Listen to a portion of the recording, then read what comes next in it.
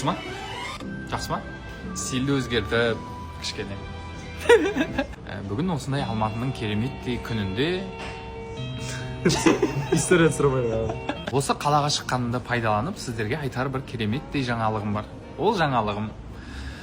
Біреулеріңіз білесіздер, біреулеріңіз білмейсіздер. Мен жақында сөз салдым, үйден келе жатырмын.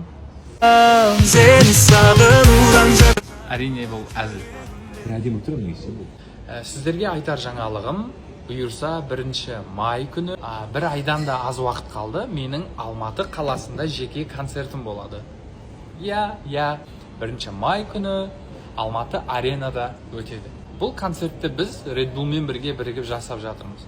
Сондықтан бұл концерт шоу, яғни адреналинге, көптеген қызықты заттарға толы болмақ. Концертке билеттердің бағасын тым қымбат шығарып қойыпты, бірақтан да біз сөйлесіп, сіздер үшін